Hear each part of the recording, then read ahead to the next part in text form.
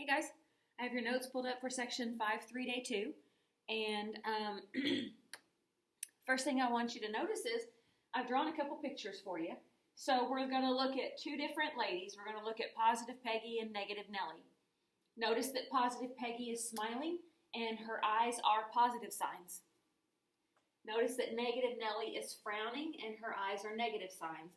This is just a funny way to help you remember that when a function appears to be frowning, you're going to associate that with negatives.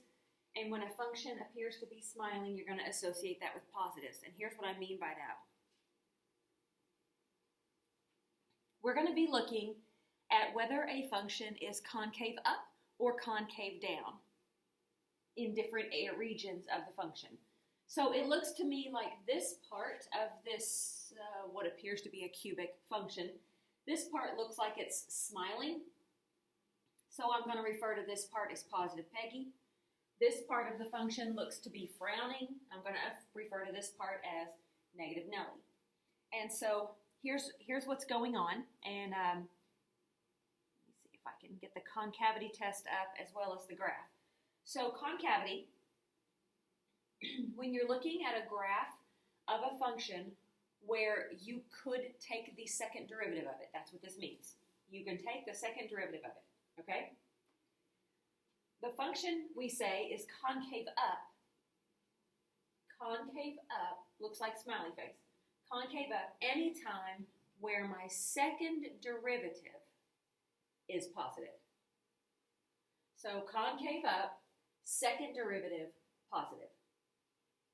We say that a function is concave down, looks like a frowny face, concave down anytime my second derivative is negative. We've looked at similar things with first derivatives. We've said, okay, when a first derivative is positive, that means the slope is positive, the function is increasing, right? That was first derivative. And when first derivative is negative, that means the slope of the function is negative. That means the function is decreasing. Well, second derivative means something completely different. Second derivative tells us about the concavity of a function, okay? So my function, this function, is concave up from somewhere around here all the way to infinity. My function is concave down from negative infinity to somewhere around here. There is one specific point on the function where the function switches concavity, or my concavity switches from concave down to concave up. Sometimes it's hard to tell exactly where that is while you're looking at a graph. Like, I think it's around here, but the place where it switches, the point where the concavity switches, is called the point of inflection, and that's at the bottom of the page. The point of inflection is where your concavity switches, and I like to use a shortcut for that. I call it POI, for point of inflection, okay? Second derivative.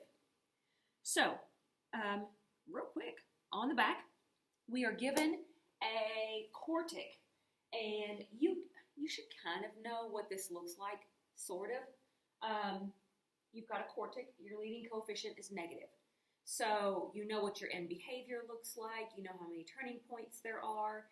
It should kind of look like an M when it's on a graph. So we're going to figure out where is the function concave up and where is the function concave down. So here's my original. You can see I did my first derivative. I did my second derivative. I set my second derivative equal to 0, and I solved. And I got two values. I got x equals 0 and x equals 2. I believe these might be the x values for points of inflection. How do I know for sure? I need to check out the concavity on either side of them. So just like I've done with first derivative, I made myself a sign chart. Look what I labeled it with.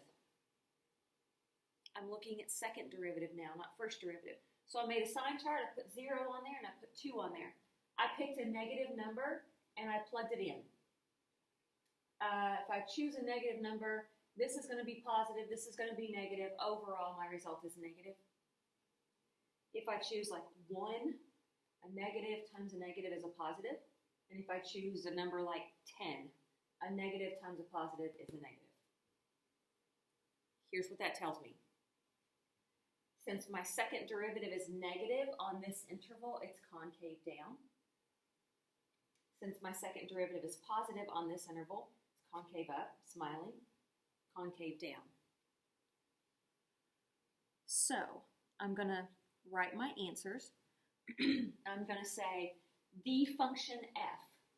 Remember, this is all about the original function. We just used the second derivative to find out something about it. The original function f, I'm going to abbreviate, is concave down from negative infinity leading up to 0. Do not include it. Why not? Why can't you say it's concave down at 0? Because 0 is a point of inflection. That's where it switches, right? So negative infinity to 0, non-inclusive, and then still concave down, 2 to infinity, don't include the 2. We say that it's concave up from 0 to 2, don't include either one of them.